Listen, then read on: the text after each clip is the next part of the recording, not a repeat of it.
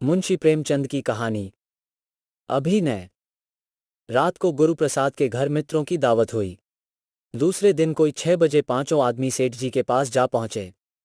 संध्या का समय हवाखोरी का है। आज मोटर पर न आने के लिए बना बनाया बहाना था। सेठ जी आज बेहद खुश नजर आते थे। कल की मुहर्रमी सूरत अंतर्धान हो गई थी। बात बात पर चहकते थे, हंसते थे, फिक्रा कसते थे जैसे लखनऊ के कोई रईस हों। दावत का सामान तैयार था। मेजों पर भोजन चुना जाने लगा। अंगूर, संतरे, केले, सूखे मेवे, कई किस्म की मिठाइयाँ, कई तरह के मुरब्बे, शराब आदि दिए गए और यारों ने खूब मज़े से दावत खाई।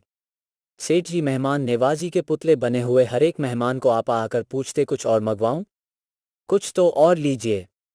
आप लोगों के लायक भोजन यहाँ कहाँ बन सकता है? भोजन के उपरांत लोग बैठे तो मुवामले को बातचीत होने लगी। गुरुप्रसाद का हृदय आशा और भय से कांपने लगा। सेठ जी, हुजूर ने बहुत ही सुंदर नाटक लिखा है। क्या बात है! ड्रामेटिस्ट यहाँ जनता अच्छे ड्रामों की कद्र नहीं करती, नहीं तो ये ड्रामा लाजवाब होता। सेठ जी, जनता कद्र नहीं करती न करे, हमें तो जनता की बिल्कुल परवाह नहीं है, रत्ती बराबर परवाह नहीं है। मैं तो इसकी तैयारी में 50,000 केवल बाबू साहब की खातिर से खर्च कर दूंगा। आपने इतनी मेहनत से एक चीज़ लिखी है तो मैं उसका प्रचार भी उतने ही हौसले से करूंगा। हमारे साहित्य के लिए क्या ये कम सौभाग्य की बात है कि आप जैसे महान पुरुष इस क्षेत्र में आ गए। ये कीर्ति हुजूर को अमर बना देगी। ड्रामेटिस्ट, मैंने तो ऐसा ड्रामा आज तक नहीं देखा। लिखता मैं भी हूं और लोग भी लिखते हैं, लेकिन आपकी उड़ान को कोई क्या पहुंचेगा। कहीं कहीं तो आपने शेक्सपियर को भी मात कर दिया है। सेठ जी, तो जनाब, जो चीज़ दिल की उमंग से लिखी जाती है वो ऐसी ही अद्वितीय होती है। शेक्सपियर ने जो कुछ लिखा रुपए के लोभ से लिखा। हमारे दूसरे नाटककार भी धन ही के लिए लिखते हैं। उनमें ये बात कहाँ पैदा हो सकती है जो निस्वार्थ भाव से लिखने वालों में पैदा हो सकती है। गोसाई जी की रामायण क्यों अमर है? इसीलिए कि वो भक्ति और प्रेम से प्रेरित होकर लिखी गई है। सादी की गुलिस्तां और बोस्तां, होमर की रचनाएं इसीलिए स्थायी हैं कि उन कवियों ने दिल की उमंग से लिखा। जो उमंग से लिखता है वो एक एक शब्द, एक एक वाक्य, एक एक उक्ति पर महीनों खर्च कर देता है। धनेच्छु को तो एक काम जल्दी से समाप्त करके दूसरा काम शुरू करने की फिक्र होती है। ड्रामेटिस्ट, आप बिल्कुल सत्य कह रहे हैं। हमारे साहित्य की अवनति केवल इसलिए हो रही है कि हम सब धन के लिए या नाम के लिए लिखते हैं। सेठ जी, सोचिए, आपने 10 साल केवल संगीत कला के लिए खर्च कर दिए। लाखों रुपए कलावंतों और गायकों को दे डाले होंगे। कहां कहां से और कितने परिश्रम और खोज से इस नाटक की सामग्री एकत्र की। न जाने कितने राजा महाराजाओं को सुनाया। इस परिश्रम और लगन का पुरस्कार कौन दे सकता है? ड्रामेटिस्ट, मुमकिन ही नहीं। ऐसी रचनाओं के पुरस्कार की कल्पना करना ही उसका अनादर करना है। उसका पुरस्कार यदि कुछ है तो अपनी आत्मा का संतोष है। वो संतोष आपके एक एक शब्द से प्रकट होता है।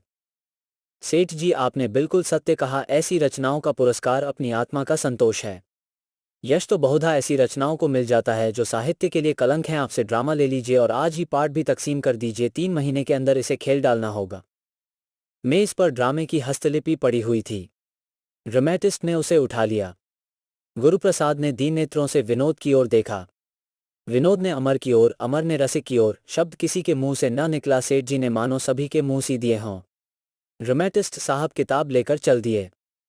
सेठ जी, थोड़ी सी तकलीफ और करनी होगी। ड्रामा का रिहर्सल तो शुरू हो जाएगा तो आपको थोड़े दिनों कंपनी के साथ रहने का कष्ट उठाना पड़ेगा। हमारे एक्टर अधिकांश गुजराती हैं। वे हिंदी भाषा के शब्दों का सही उच्चारण नहीं कर सकते। कहीं कहीं पर शब्दों पर अनावश्यक जोर देते हैं। आपकी निगरानी से ये सारी बुराइयां दूर हो जाएंगी।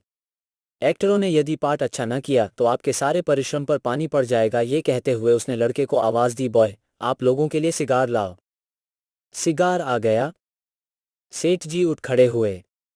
यह मित्र मंडली के लिए विदाई की सूचना थी। पांचों सज्जन भी उठे। सेठ जी आगे आगे द्वार तक आए।